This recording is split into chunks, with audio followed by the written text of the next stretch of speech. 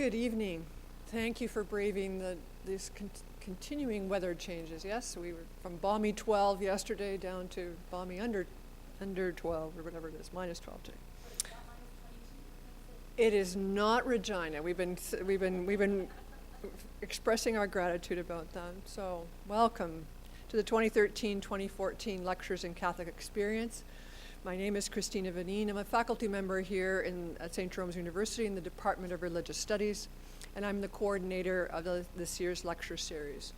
So as is our custom, I'm going to stop for a second and ask you to please make sure that you've turned off, powered down, any important electronic devices that might make any noises, because we don't want them on the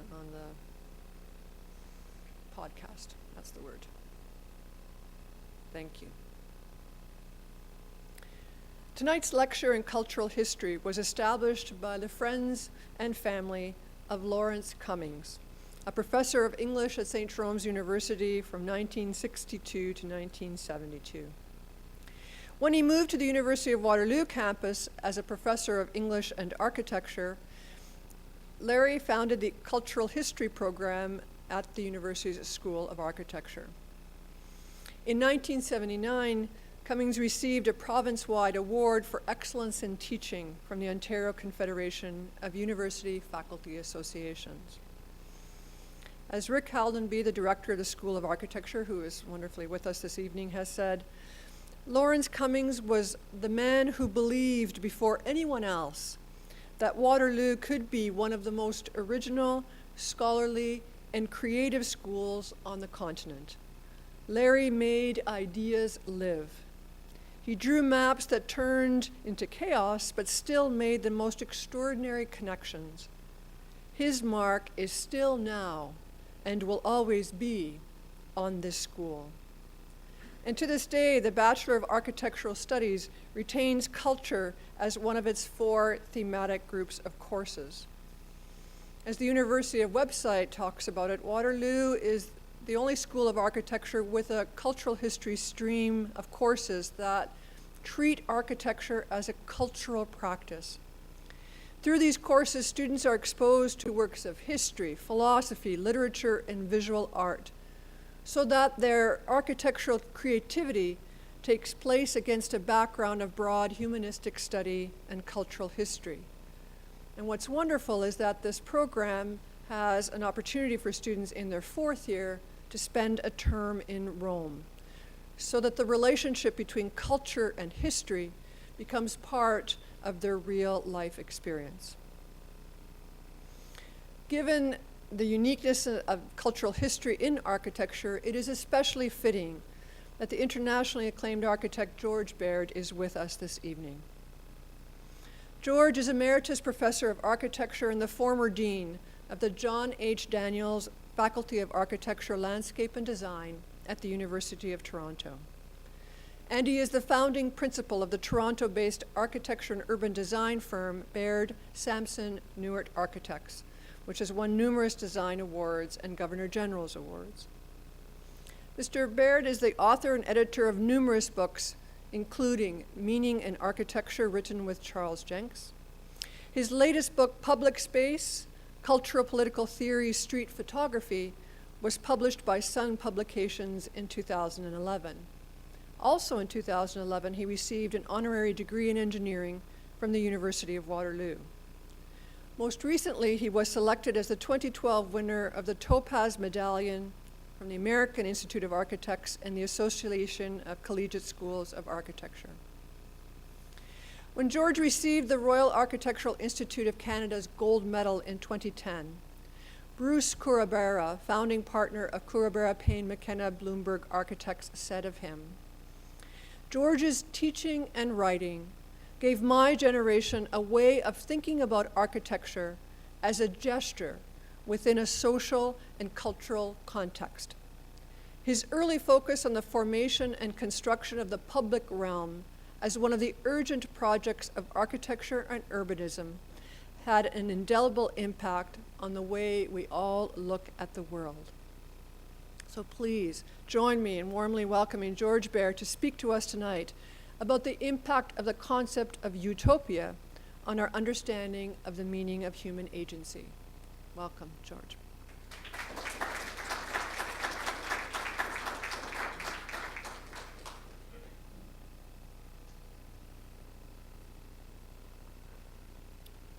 Thank you.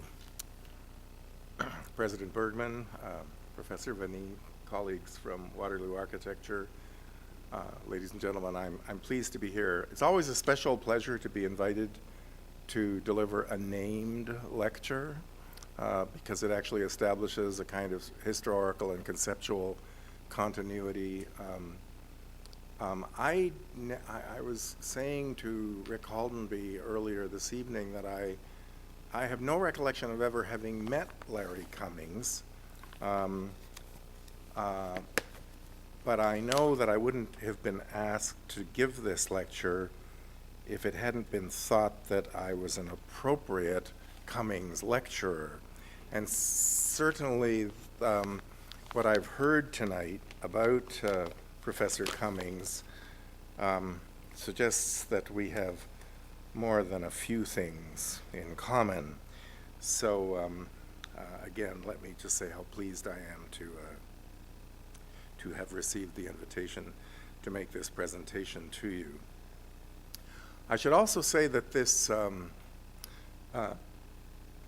talk, it's a relatively recent piece of my writing. It's actually going to appear in a volume of essays making a kind of connection between architecture and politics, which is being published by a publisher called Routledge, of whom some of you may have heard, which is, when it's political, it's more than a little bit left of center politically, but it's also developed a relatively recent interest in architecture as well. And the editor who invited me to do this said that the theme was going to be architecture against the, quote, post-political. And I said to him, well, I have this piece, and it doesn't quite fit that brief, but he liked it, and so they've decided to use it anyway. And it's, as you'll see in a moment, is a kind of somewhat heterogeneous collection of thoughts, which I hope you will find has some degree of thematic unity to it. Well, we start with this man. Frederick Jameson is the William A. Lane Professor at Duke University and the 2008 winner of the Holberg International Memorial Prize for his work analyzing the relation between social formations and cultural forms. When one considers that his own academic field is comparative literature, it has to be said that Jameson has had an unusually significant impact on architectural history and theory over the past few decades, beginning with his now famous 1982 lecture at New York's Institute for Architecture and Urban Studies. That lecture was called Architecture and the Critique of Ideology, and continuing to the present day with commentaries on such figures as Peter Eisenman and Rem Koolhaas. Jameson's writings have influenced many historians and theorists in the architectural field, not least such figures as Michael Hayes of Harvard and Reinhold Martin of Columbia University. I myself have not been part of the Jameson following. Indeed, when I was invited by Nader Lahigi several years ago to contribute to an anthology of essays conceived as a tribute to Jameson, I came to realize that I had insufficient familiarity with his work to be able to do so in a timely fashion, and as a result did not participate in that project of publication.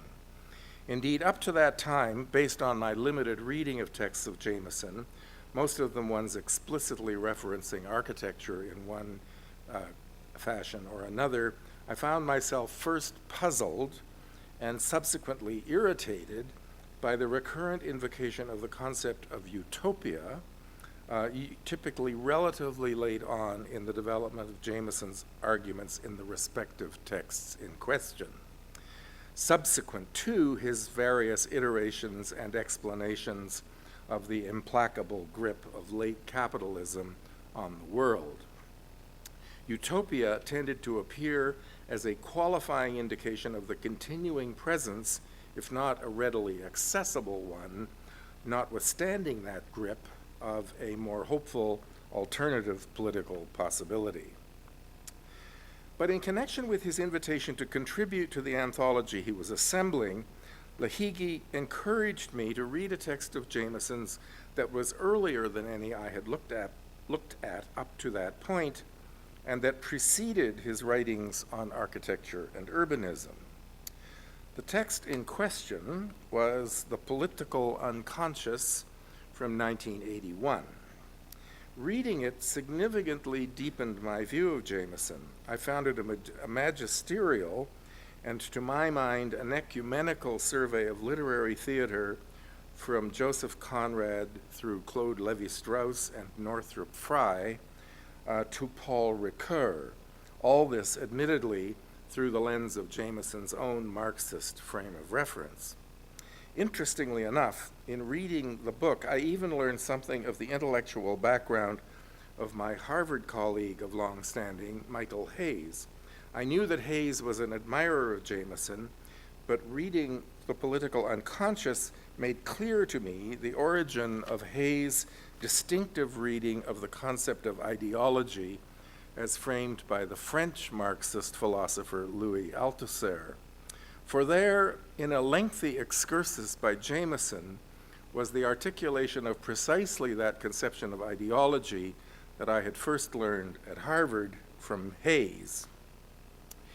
In the conclusion to the same text, that's The Political Unconscious, Jameson took it upon himself to spell out in much greater detail than I had seen elsewhere in his writings the role of the concept of utopia in his thinking. As he put it, I'm now quoting from him at some length. This is Jameson talking. Any Marxist analysis of culture can no longer be content with its demystifying vocation to unmask and to demonstrate the ways in which a cultural artifact fulfills a specific ideological mission, in legitimating a given power structure, in perpetuating and reproducing the latter, and in generating specific forms of false consciousness, or bracket, or ideology in the narrower sense, end of bracket.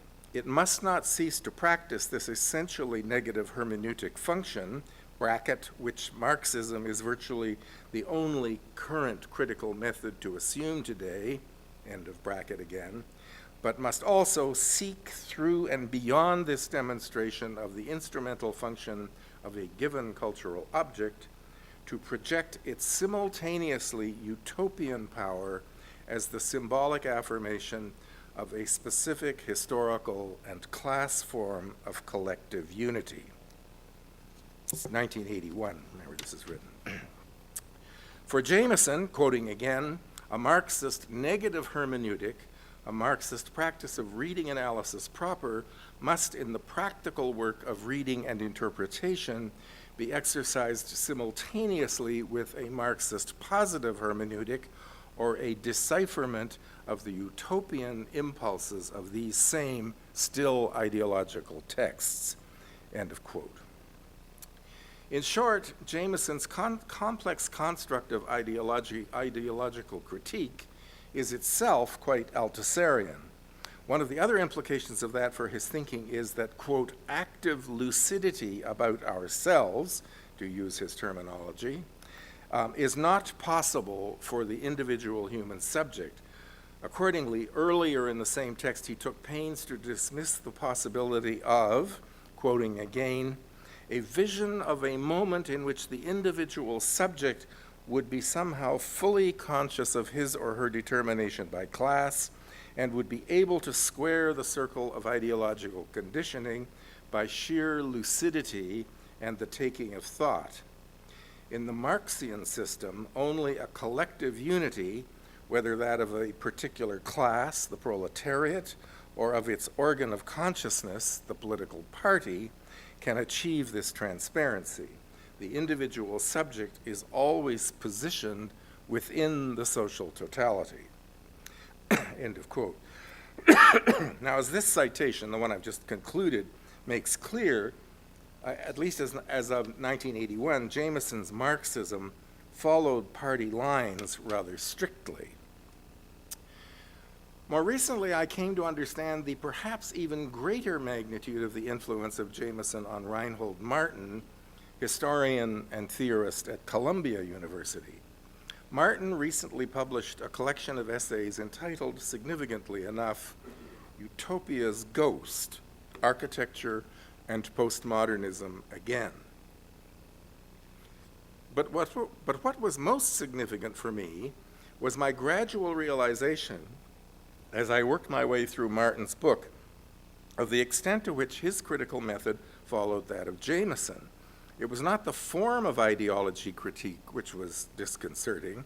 After all, Jameson, Hayes, Martin, and I, all to a greater or lesser degree, belong to the intellectual tradition of the critical theory that had first been formulated in the 1920s by the revisionist Marxist Frankfurt School, including such figures as Theodor Adorno and Max Horkheimer.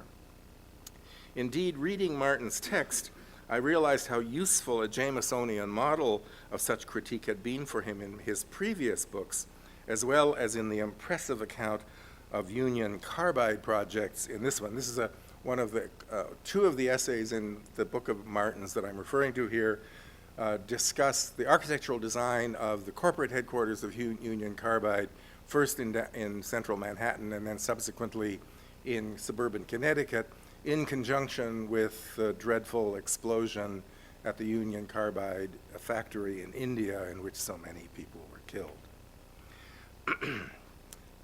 But in this text, this text meaning Utopia's Ghost, Martin goes further and takes over Jameson's argument for the necessity of retaining the construct of utopia as well. Accordingly, he complains, this is Martin now, he complains, quote, in architecture as elsewhere, the active unthinking of utopia is among those practices that distinguish postmodernism from modernism. Indeed, Martin adopts Jameson's position that postmodernism entails a, quote, near universal proscription against utopian thought and speculation. Martin is, among other things, the Utopia's Ghost is intended to be a kind of critical project to kind of sort of undermine the theoretical premises of postmodernism, quote unquote, as a kind of body of cultural theory in the contemporary world altogether.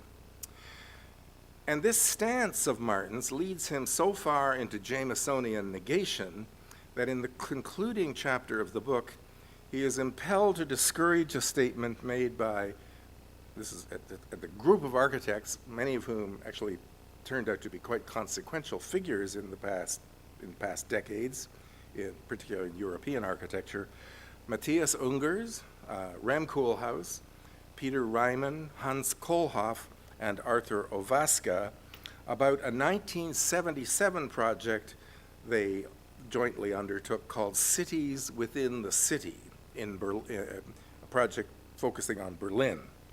The statement of the authors of the project reads, now I'm quoting them, there is no need for a new utopia, but rather to create a better reality, end of quote. This conclusion of theirs does not satisfy the all too Jamesonian critic Martin, and he reprimands them for it. In short, Martin's adoption of Jameson's concept of utopia places him in even greater debt to Jameson than Hayes' reading of Jameson's concept of ideology does. Now, Hayes and Martin are respectively involved in two of the most influential doctoral programs in architecture in North America. That one of the two of them, Martin, should rely so consequentially on Jameson's, in my view, problematic concept of utopia has given me concern. It is time in this presentation for me to articulate this concern explicitly. Throughout much political theory from the 19th century all the way to the present, one finds reference to a political conception that lies midway between the grip of capital on consciousness on the one hand and the version of Utopia as a posited alternative on the other. The political conception in question is human agency. As my citations from Jameson above make clear, his model of ideology and his dismissal of the possibility of lucidity on the part of the individual human subject do not leave much room for agency. For my part, I derive my conception of agency from the political thought of Hannah Arendt, in whose writings it is given expression as action, quote unquote. As Arendt put it, quoting again, to act in its most general sense means to take an initiative, to set something in motion, end of quote. Or again, quote, the fact that man is capable of action means that the unexpected can be expected of him, that he is able to perform what is infinitely improbable, end of quote. But Arendt is not my sole source. In a 2011 issue of the London Review of Books, the Cambridge political scientist David Runciman referred to, quote, the German social democrat Edward Bernstein, who said at the end of the 19th century, this is now Runciman quoting Bernstein, the movement is everything, the ends are nothing. Runciman continues, Bernstein's remarks were directed at his Marxist colleagues who liked to explain how wonderful things would be after the revolution and made no attempt to organize for justice in the meantime.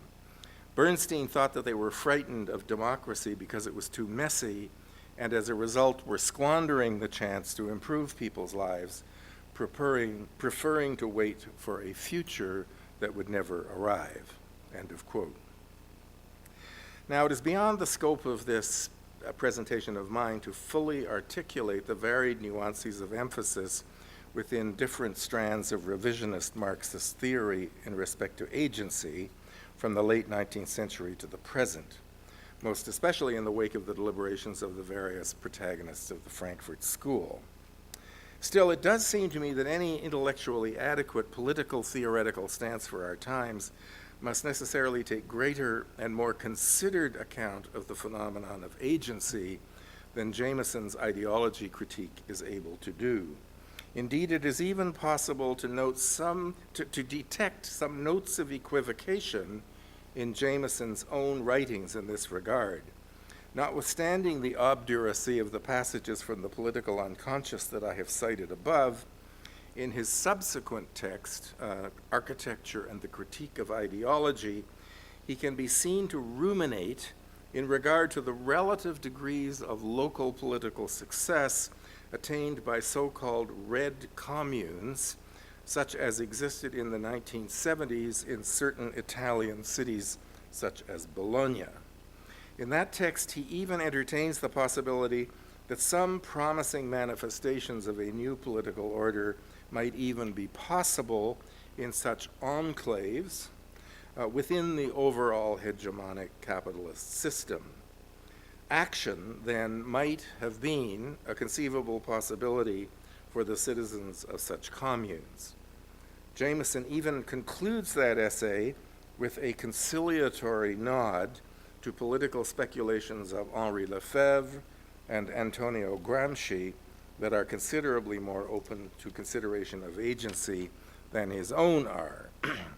But even here, he dismisses in a footnote, quote, the idea that people will rebuild their own dwellings as they go along, end of quote.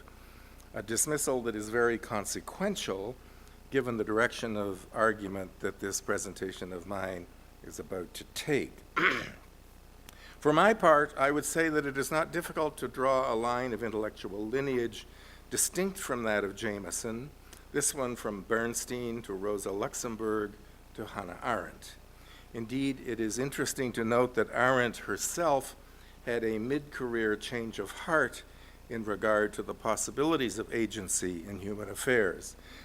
In her magisterial survey of the late 1940s, The Origins of Totalitarianism, she deduced that political action had been precluded in Nazi Germany and in the Stalinist Soviet Union. Not, she thought, by economic hegemony, as with Jameson, but rather by the sheer depth and comprehensiveness of political control of subject populations.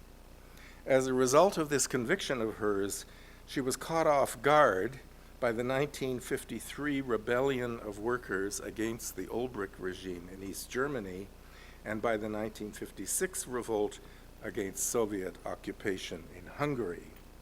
In recognition of these unexpected developments, she shifted her intellectual position and propounded a view of the potential of action in her next book, The Human Condition of 1958, which is significantly more optimistic than that expressed in the origins of totalitarianism. Nevertheless, it is my view that it is not even necessary to undertake such a comprehensive historical explanation in order to be able to outline some of the problematic implications of such relative indifference as Jameson's to the phenomenon of agency in the fields of architecture and urban theory. To begin to do so, let me refer you to a recent publication by the former European bureau chief of the Toronto newspaper, The Globe and Mail. I'm speaking here of Doug Saunders. 3 years ago, Saunders published a book. It was the winner of the 2010-2011 Donner Prize for the best Canadian book on public affairs, and was cited in a New York Times review as arguably the most important book on urban affairs since Jane Jacobs' Death and Life of the Great American City. Saunders' book is entitled Arrival City, and it is an account of the ongoing current migration of some 5 million persons per month from around the world, from their rural villages and agricultural settlements to one of some 20 urban settlements that Saunders names arrival cities, major metropolises in a number of countries around the world. And upon their arrival there, of course, one of the frequent first actions of these people is to construct dwellings for themselves, as likely as not on land over which they have no control. As Saunders points out, these settlements have had many names: slums, favelas, busties, bidonville, ashwayat, shantytowns, kampongs, urban villages, Geka my Turkish pronunciation may be off, and barrios. Notwithstanding the fact that many of these terms are pejorative ones, Saunders argues that the new neighborhoods to which they refer are instead a triumph of contemporary social and political energy and optimism. They provide their inhabitants with new economic and potential educational opportunities, and they expand the economies of the larger urban conurbations of which they form a part. Through remittances, the new arrivals constitute a major source of support for members of their families back home. For example, Saunders indicates in his book that rural Bangladesh receives almost $11 million every year from overseas migrants and their descendants, this being a sum equivalent to all of Bangladesh's annual export earnings. It is difficult to remember how recently it is that such informal settlements attained any kind of normative status in the world. Up until very recently, it was common for governments in countries in which they were being created simply to raise them before their political status could be consolidated. Indeed, as often as not, the rhetoric of heroic period modern architecture was invoked to legitimize such governmental destruction. Saunders goes on to acknowledge the fact that upon their arrival in the new city, the migrants are in need of assistance. Some of this comes from family members and friends who are already there, but governmental support is also important. Saunders goes to considerable length to evaluate the wide range of to evaluate the various governmental responses to the arrival of such migrants in their cities, and notes the wide range of successful and failed strategies in this regard. The successes are apparent in such arrival cities as Istanbul, Rio de Janeiro, and Toronto, and unsuccessful ones in those such as Berlin and Paris. Not only are social support systems important, municipal infrastructures, water supply, sewers, electricity, movement systems need to be incorporated into such settlements after the fact. One of the most important factors in the successful maturation of such settlements is security of tenure for their occupants. After all, most of the buildings have been constructed with considerable effort by their occupants, yet the occupants do not usually hold title in any form to the land on which they have constructed them, at least not in the first instance. In many of the settlements whose recent improvements have been deemed to produce social and political success, a key factor has been the establishment of a form of security of tenure, sometimes outright property ownership, and sometimes a lesser form of long-term security. It is, of course, precisely this security that encourages the residents of such districts to continue to make improvements to their homes. In the striking case of Istanbul, this has even led over time to a form of gentrification of some such areas on the part of second and third generation inhabitants. This is a photograph taken by Roger Kyle, the faculty member at York University, showing a former shanty town in Istanbul in which a subsequent generation of construction is actually producing mid-rise apartment buildings. Now, I would argue that one essential way to describe this phenomenon of migration and/or urban resettlement would be to call it as dramatic a manifestation of human agency that it is possible to imagine.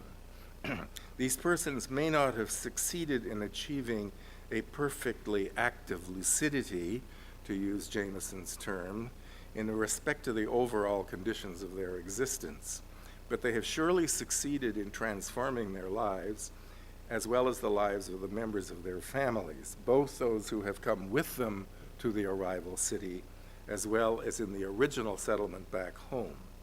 And indeed, they have rebuilt their own buildings as they have gone along. Let me now turn to another strand in the overall argument I'm attempting to construct. In the history of modern architecture in the first half of the 20th century, we all know well enough the implicitly socialist orientation of the architectural projects and urban proposals of the heroic period of modern architecture, at least in its dominant Northern European modality. And one of the most important, although rarely discussed, aspects of that socialist orientation was the expectation of the radical reduction of the extent of private property in cities and the control of most urban land, if not by the municipality, then at least by collective entities of various kinds, cooperatives, nonprofit organizations, etc. It is only the most blatant example of this expectation that is evident in Le Corbusier's famous proposals for the rebuilding of Paris, the Plan Voisin, and the city for 3 million.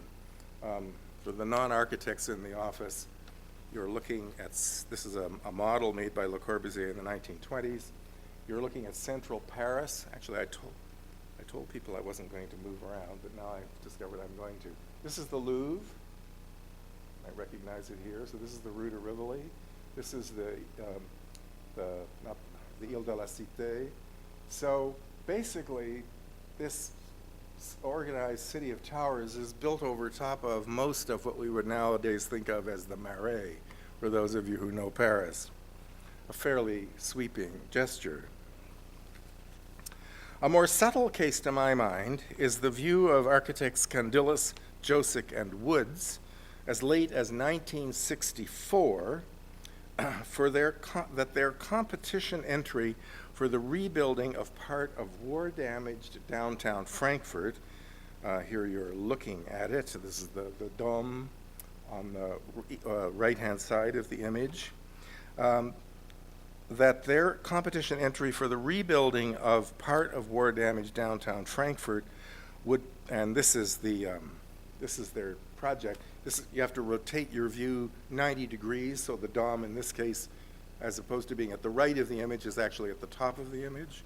That this project would prove to be implementable on account of their hope that the entire parcel of land on which the project was proposed to be located would be owned by the city.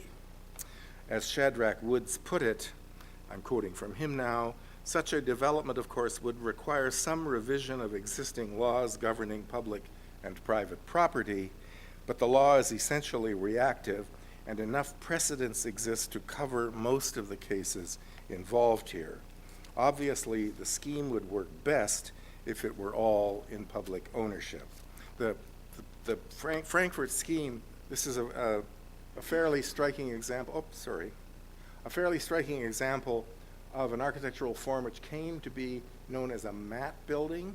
So it's actually a sort of, it's trying through modern construction techniques to produce some of the characteristics of more historical urban forms where there's a kind of fairly high degree of continuity of urban fabric. And it's like about 3 or 4, not higher than about 3 or 4 stories. So it's the work of Candelas, Josek, and Woods is very important in terms of architectural history, but it's very interesting how they made this automatic assumption as late as 64 that the land would all have to be public in order for this to work. Now, despite the fact that such expectations on the part of contemporary architects in most of the world are now quite obsolete, one sees little acknowledgement of this reality in present-day architectural and urban theory. Nor is there any of the separate, but perhaps even more important question of the still relatively highly differentiated pattern of ownership of urban land in much of our contemporary world. A recent visit to Japan prompted me to develop a growing interest in this matter of differentiated patterns of ownership of urban land.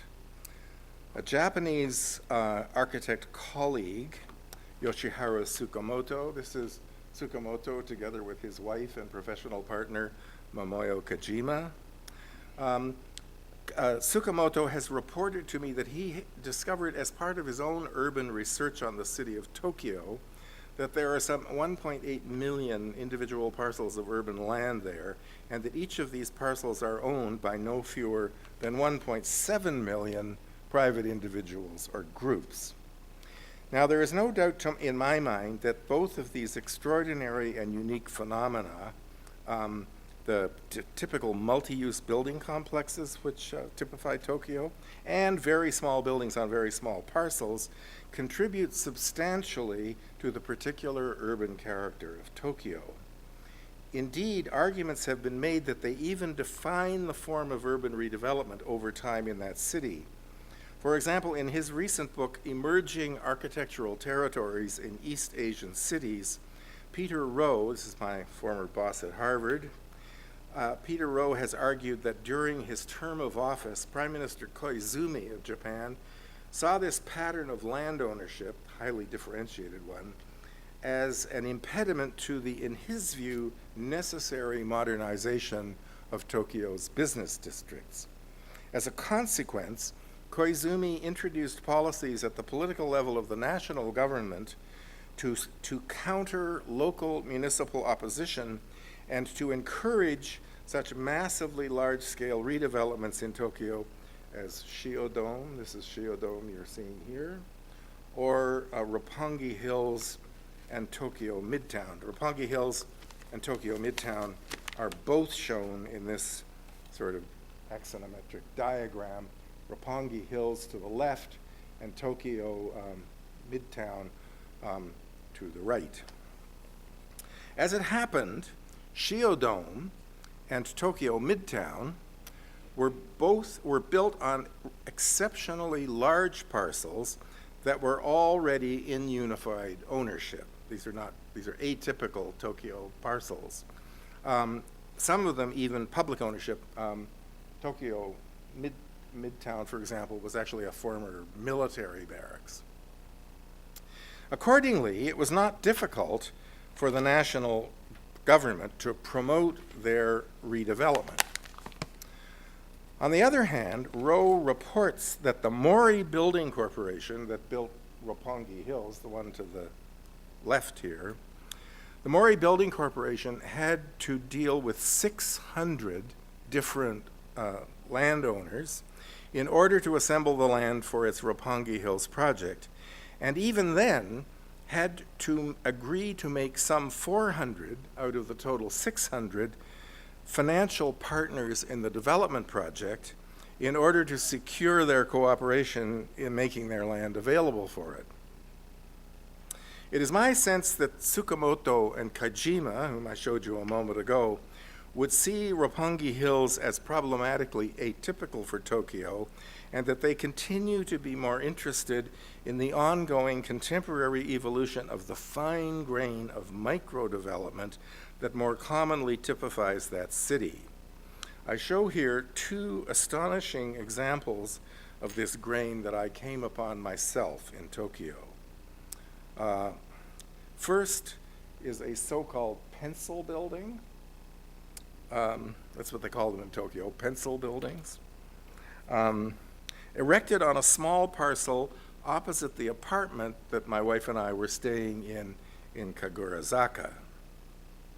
Second is an even more remarkable one I discovered wandering around Ginza. This is a modern tower, roughly 20 stories high, sitting on a parcel of land that is roughly 8 meters or 25 feet square. 20 stories. Now, I would speculate that the fine-grained pattern of land ownership that still, notwithstanding Koizumi's interventions, largely typifies Tokyo is one that bears relation to the same political economic circumstances that typify the successfully matured favela as we have seen it evolve in other parts of the world. We have, for example, already seen that the Gekkokondu in Istanbul has now reached a sufficient plateau of maturity that multi-story apartments are beginning to be erected in it. In short, I would argue that political agency can, among other things, be seen to be manifest in the forms of urban development that are typical of cities with a highly differentiated pattern of ownership of land. Indeed, a Toronto land economist known for his strongly conservative political views once observed to me in conversation that emergent urban centers in the periphery of Toronto, whose land holdings were broadly controlled by large development corporations, tended to grow much more slowly and in a much less urbane fashion than those with more differentiated patterns of ownership of developable land. Two Toronto examples demonstrate this. In the first, Mississauga City Centre, which you're looking at here, in the first Mississauga City Centre, the very center of the center is the very large Square One.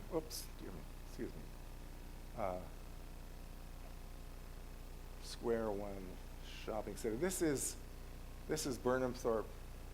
Sorry, no. This is here Ontario Street. This is Burnham Thorpe Road. This is the Mississauga City Hall. So this is the Square One shopping center.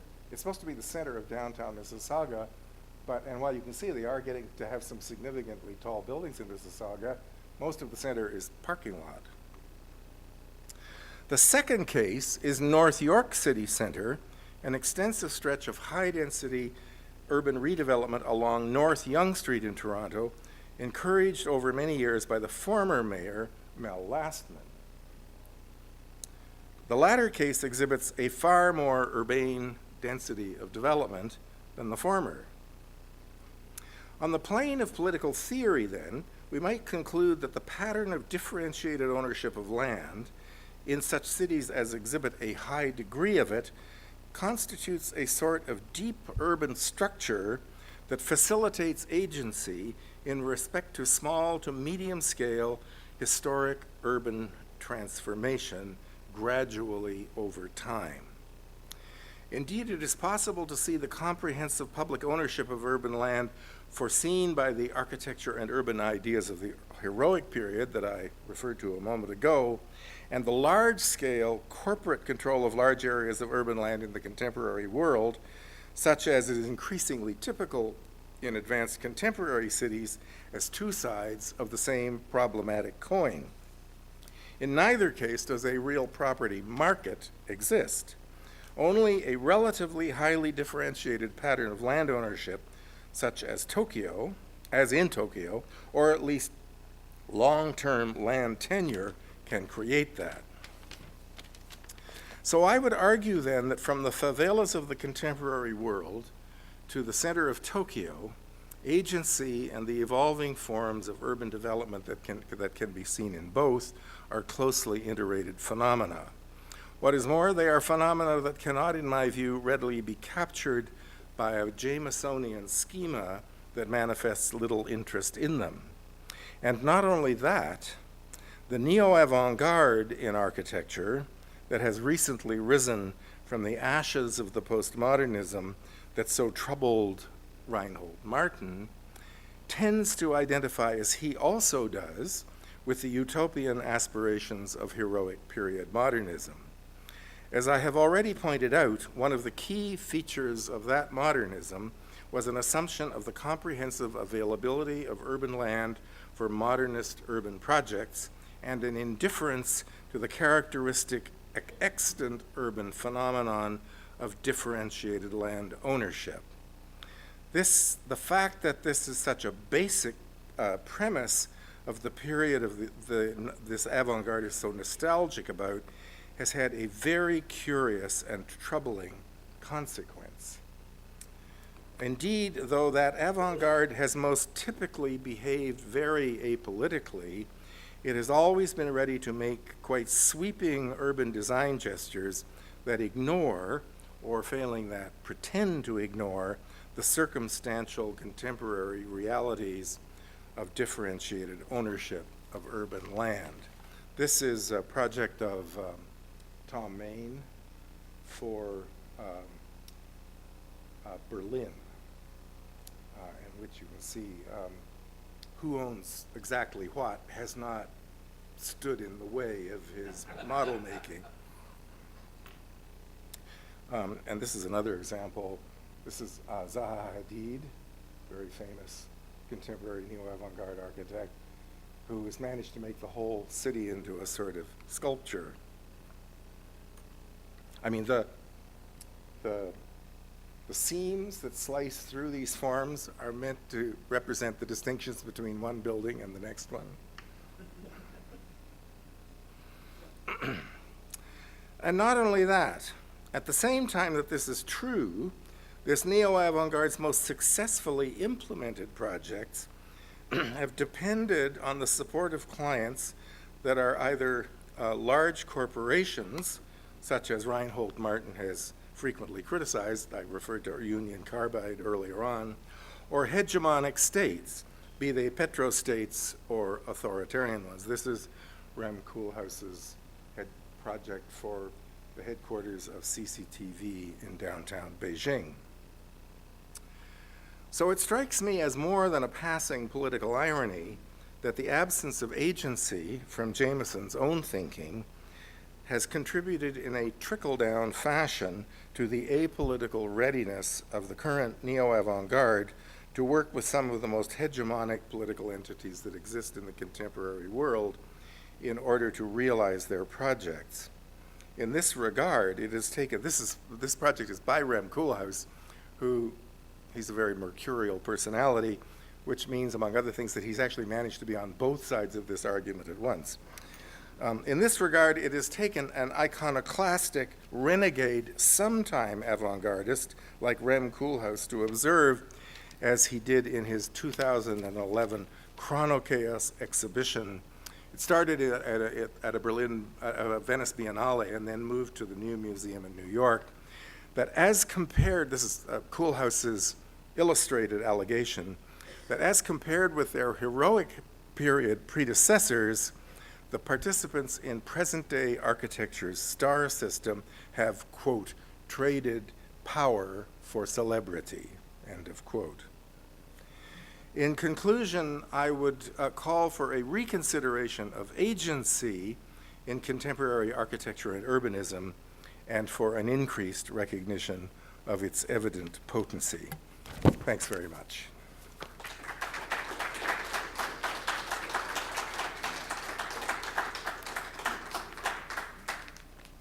Willing to take some questions? Sure. So, Mr. Baird's willing to take questions. We have microphones on both sides, and I'll let you just field those questions.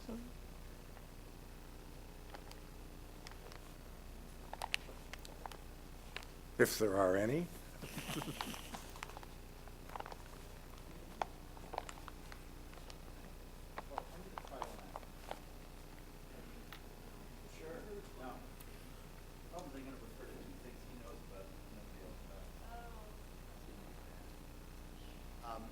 I found myself this afternoon with a group of students doing a case study of Kowloon Walled City, which Yes. strikes me as, for people who don't know it, is probably the most celebrated ex-favela in the world. It becomes a hyper high-rise of almost completely solid building, basically of refugees from communist China in Kowloon. Historically, it's a little hard to explain, but it's vast, solid, and impressive, and also sort of post-apocalyptic in funny ways. And the students studying it were a little concerned about the density, and I flipped up on the screen because we had it up. So just look up Rem Koolhaas's latest building in Rotterdam, and they came up with a very large, solid silver thing. And I said, now, I think one of the things that might be worthwhile is actually do a density study and an amenity study between Kowloon Walled City and the building in Rotterdam. And the distinction the kids had was, well, that one's really glassy and shiny. I said, well, is that the only distinction you can see? And I guess the question is well, no, I'm going to ask you, what do you make of the comparison? Because I've just pulled it out of the top of my hat. I'm not sure. Well, I'm not going to be able to say much about it because I'm only familiar with one. I mean, I know the Kowloon Walled City example. I'm not familiar with the Rotterdam project, so that's going to handicap a response a little. But, I mean, since this audience is largely non-architectural, I mean, I think even without knowing the specifics of the other example you've cited, there are a few things I could say. First one is, there are two ways of calculating density in architecture and in urban planning. One is counting people, and planners often like to do it by counting people. Architects tend to be less comfortable with counting people as a kind of index of density because it doesn't directly correlate to how big or small the building looks. And one of the things we know is, you know, the richer a society is, the more space per occupant they get. So you can have small numbers of people with lots of building in wealthy societies, and the converse, of course. So architects tend to like to calculate density as a ratio of unit area of building in proportion to the unit area of land on which the building is built. So that's how you get calculations like 4 or 5 or 10 times coverage. And the times is just the multiplier of the available land, the building as built in relation to the available land on which it is built. Well, one of the mysteries about density is that once you get into such mathematical or quasi-mathematical calculations, the density can actually take surprisingly different physical forms whilst not being very different numerically. So you can put it all into one very tall, slender tower, or you can alternatively, if I go back to the Frankfurt project, yes, I mean, this came to be known in architecture, this kind of urban form came to be known as a mat building, because it has a lot in common with a mat. And so the form is relatively continuous horizontally, but not particularly tall. And it turns out that actually you can make quite dense buildings in terms of, times coverage with relatively low,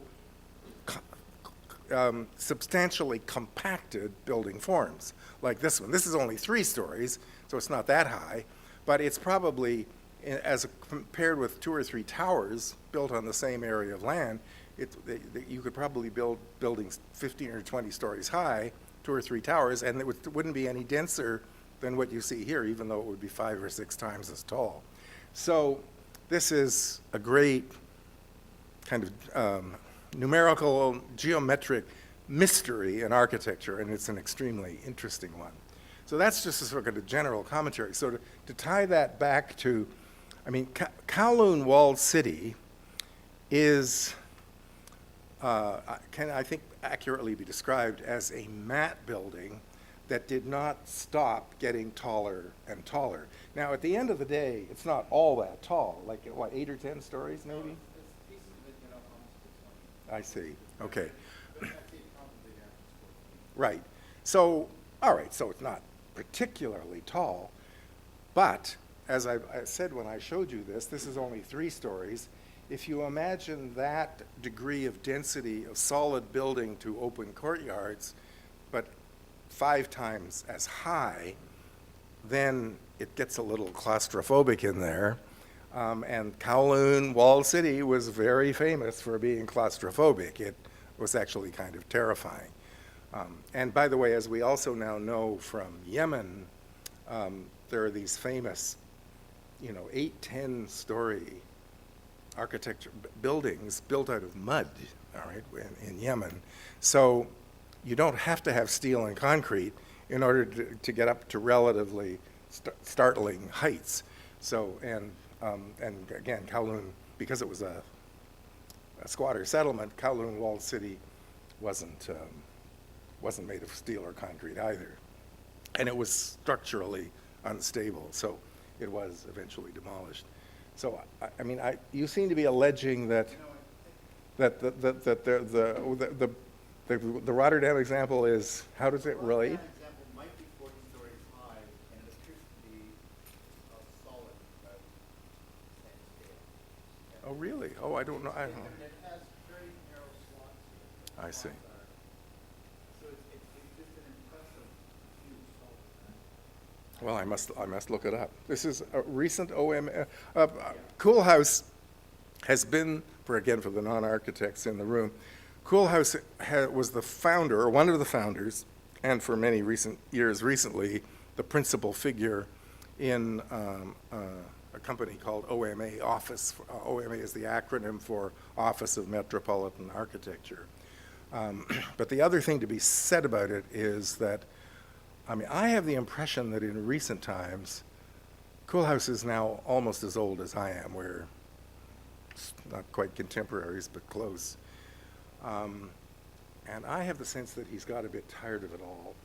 And so many of the recent Koolhaus projects are actually products of a series of 3 or 4 of his leading proteges, none of whom, in my view, is as interesting or talented as he is.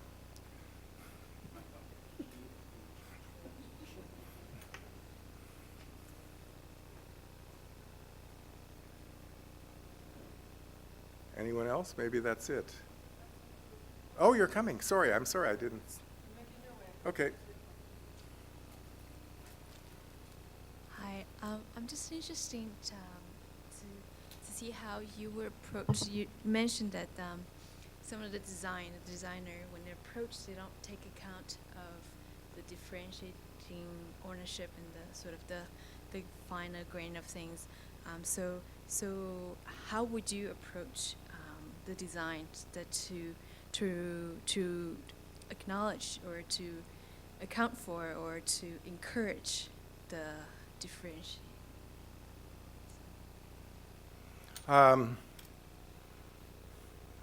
Well, the terrible truth is, it's not very mysterious. I mean, I'll give you a two-part answer. The first part is that, one of the kind of sanguine lessons of architecture and urbanism over the past half century is that there are brand new cities built from scratch,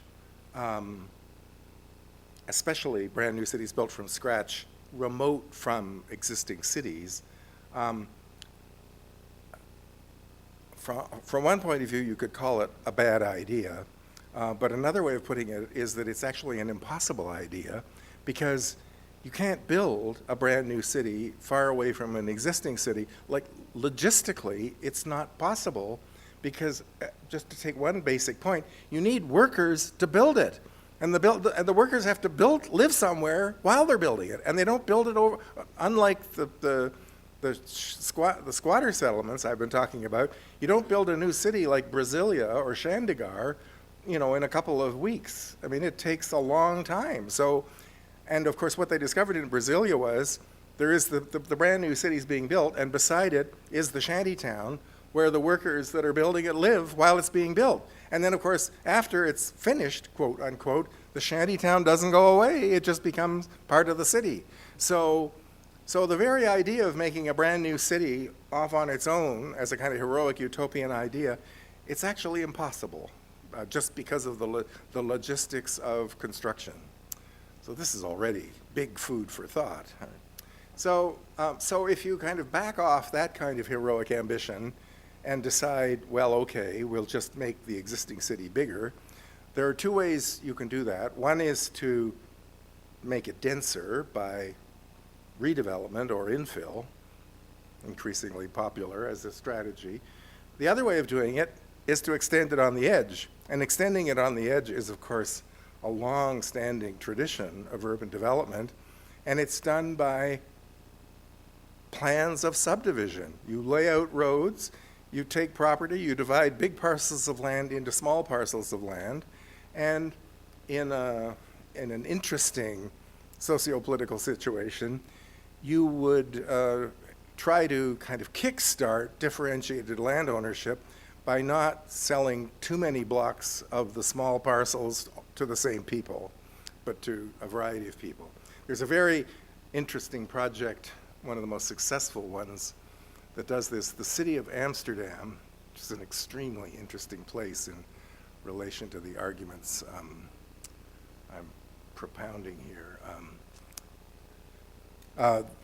In recent years, had a lot of former industrial warehousing on islands in the harbor of Amsterdam related to shipping. And of course, all that shipping has now moved much further out from the historical city of Amsterdam than was the case in the 19th and the early 20th century. And so a lot of these islands have now become available for redevelopment as new residential neighborhoods.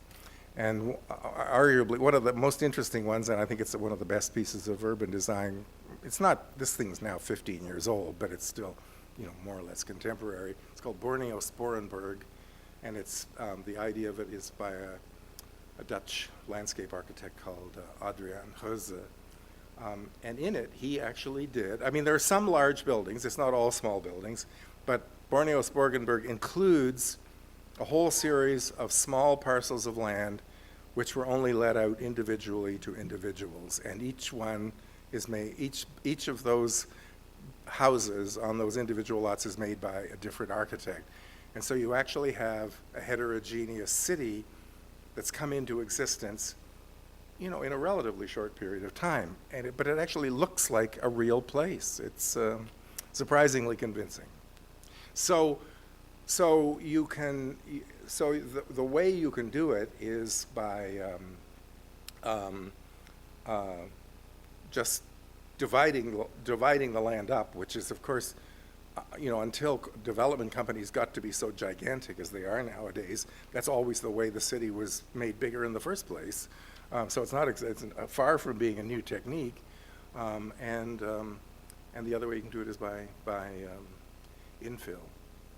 So not that difficult, in fact.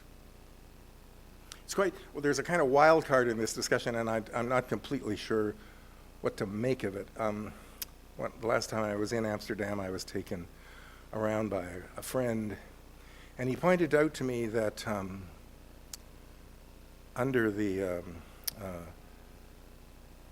land ownership regime in Amsterdam, only the historical, what we know as the historical city of Amsterdam, exists in conventional private ownership. Everything outside the historical center of Amsterdam is owned by the municipality.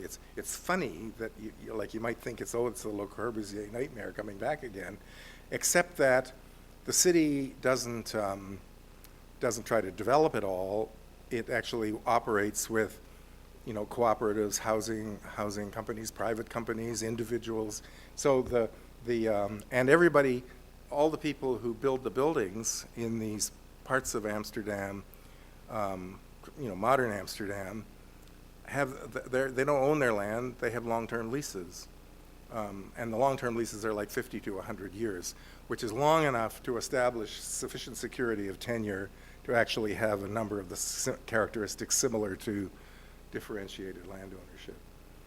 And the same, Hong Kong works in exactly the same way. The municipality of Hong Kong owns all the land. I was talking to a China expert recently. It's so delicious. The ironies of history. All the land in Shanghai is owned by the municipality. That hotbed of Chinese capitalism. All the land is owned by the city. And it's all leased out on long-term leases. And the city generates the revenue from the leases. So Chinese cities aren't poor like Canadian cities because they have substantial cash flow from their land holdings. And so I was talking to this guy because I lived in London for 3 years, London, England. And of course, those of you who know London will know that the West End of London, which has the famous housing estates, Bloomsbury, Belgravia, etc. These, of course, are all in the 18th century, these were suburban land holdings of the British aristocracy. Bloomsbury is owned by the Duke of Bedford. Bloomsbury is still owned by the Duke of Bedford, but everybody who lives in Bloomsbury is on, everyone's heard of leasehold as opposed to freehold, as the terminology goes in Britain. And so the Duke of Bedford still owns almost all of Bloomsbury. And the people who are in the individual houses in it are in those, they own the houses on land which is leased, and the typical London lease is 99 years. So it's a kind of, as you get to year 95, the value of your investment starts to go down a bit, but that's a system which has existed in London for a couple of centuries now. So, and according to my Chinese expert friend, the reason the Chinese cities own all the land is because they learned it from the English. Yes? I'm coming from a very unarchitectural background, and I'm going to keep us a little closer to home. The two slides, something struck me for the first time, really, of Square One and then the North York corridor. And I'm living in a 26th floor, if you include 3.5 floors of parking, 2 of which are underground, condo in Hamilton. But along the North York corridor, there's lots of evidence, and certainly, Toronto has more public transit options, if you will, than Mississauga does. But how much of those towers, in terms of density, may be not as dense as they seem, because so much of it is parking garage, each of those towers? Well, it's not that much of it. Certainly in North York City Center, there are, 2 or 3 levels below grade. They would sort of occupy the whole building site. But as you yourself pointed out, North York City Center by Toronto standards, is actually pretty well served by transit. I mean, the Yonge Street subway has, three stops, one at the bottom, no, four stops, one at the bottom, one at the North York City Centre, another one at Finch, and another one at Steele. So it has four subway stops serving that strip. And more than a few of them are actually physically connected right into the subway system. So the famous stories of the people who live in those buildings and work downtown in February don't have a coat because they never go outside, even though they go several miles to work. So, and also I would say North York City Centre, I mean, I'm not saying it's fabulously beautiful, but it's not all that dense. It's certainly not dense like the railway. I mean, we're getting to the point now in Toronto where densities for typical residential projects are in the range between 10 and 15 times coverage, all right? And North York City Centre, there's still some of it going on now, but most of it was built out some years back. And I would guess the densities in North York City Centre would be certainly not more than 12. None of them would be more than, they'd be at least two-thirds or less of the densities of what we're building in the downtown of the city now.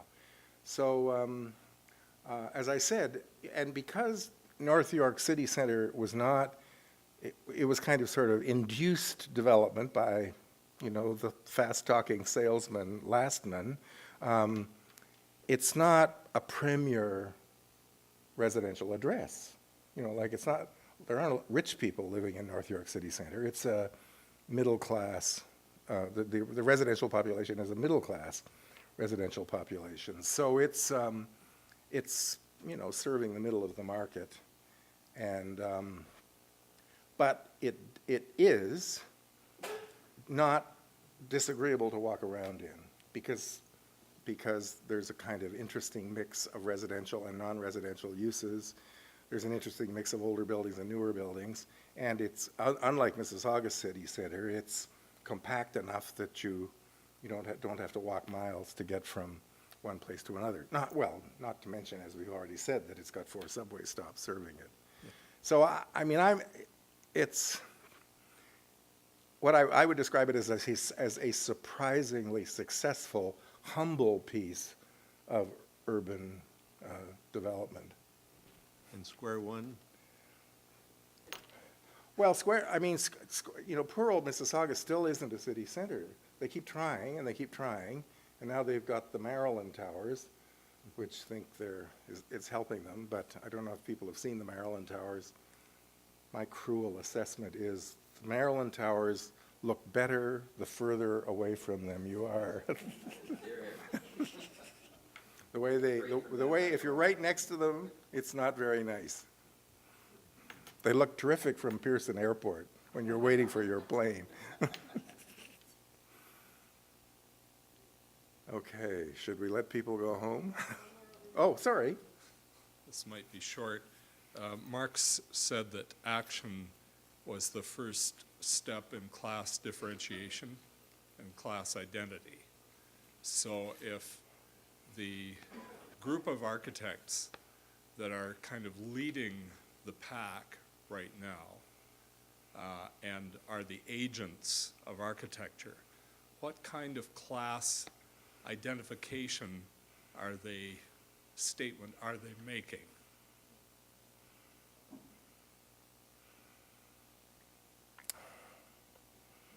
Well, I'm not sure I can answer that.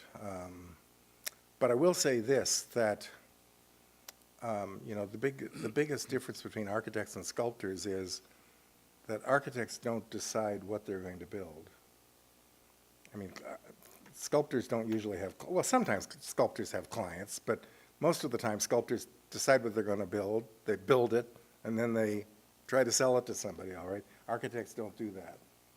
Architects go looking for clients, and the clients decide what's going to get built, and the architect designs it for them, but designs it with constraints imposed by the client, the municipality, the fire department.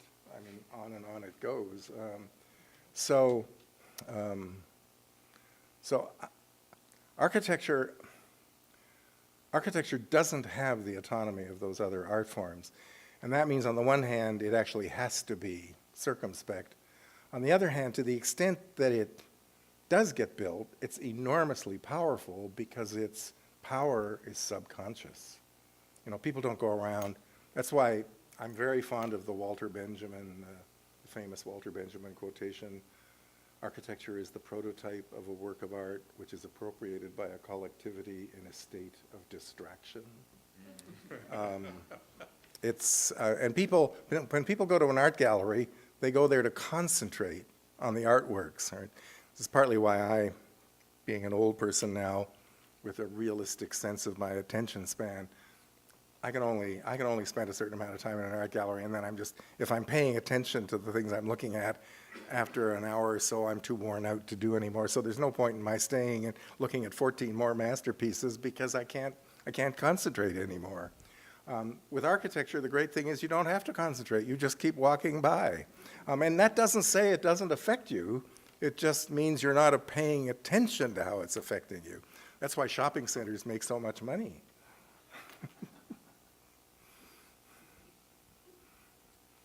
Okay, we will call it a night. Thank you very much.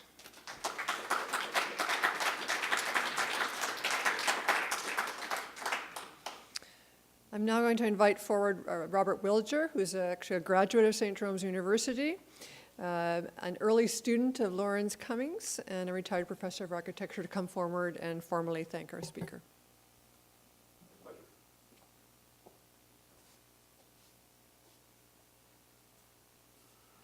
Well, first I'd like to thank you. I know on behalf of the Cummings children, they're very excited to know that you are going to give this lecture. And one of Larry's sons, his only son, is an architect. His daughters, though, have been involved in problems, as Larry has, that have, in some ways, the same oppressive scale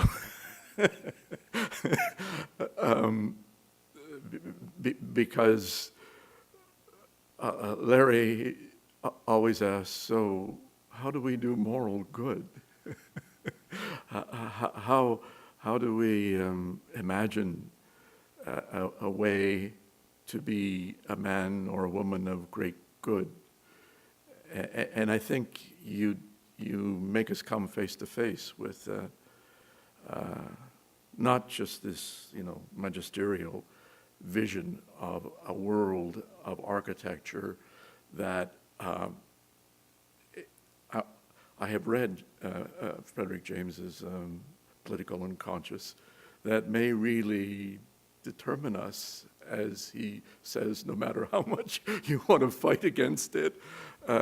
How do we come to terms with that? Just if we want to do the right thing, if we want to put ourselves in other people's lives, and even our enemies' lives, if we want to identify ourselves with the pains and the pleasures of our species and of the many who perhaps walk without agency through this world, it would have meant a lot to him, as I think when people walk away tonight, they will find that it means a lot because it's just so central to great Catholic conundrum. How do we do some moral good? I want to finish by saying T.S. Eliot, translating a poem by a French poet, St. John Pyrrhus, called Anabas. It's a poem about constructing new cities in a new civilization and wondering what the instruments might be of social good in such constructions. And Eliot says, it is the vocation of eloquence that is at the heart of it, and you are a master of it, and thank you very much.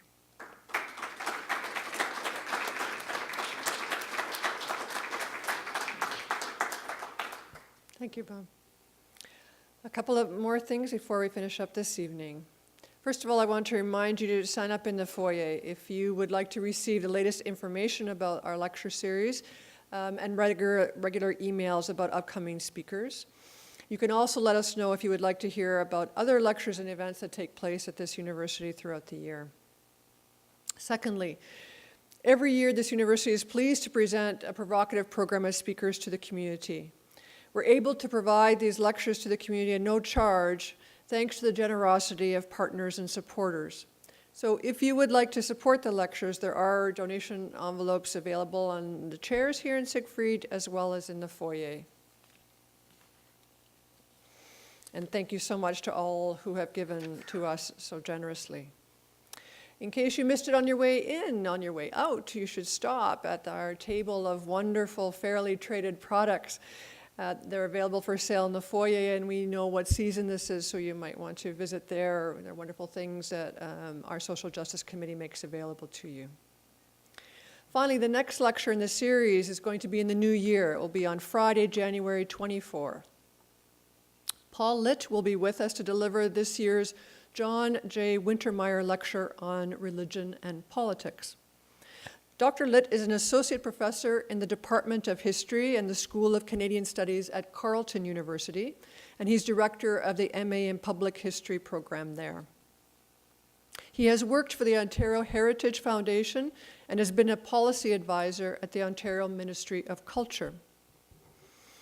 In 1978, Pierre Trudeau ran for office promising a just society. In this January lecture, Dr. Litt will look at whether this was just an election slogan or a notion that reflects a particular understanding of our ongoing national values. So I hope that you'll be able to join us for this important reflection on the idea of developing a society of justice. Well, finally, I want to thank you for coming this evening. Our best wishes to you and your families for a wonderful Christmas season. Safe travels home this evening, and until next time, good night.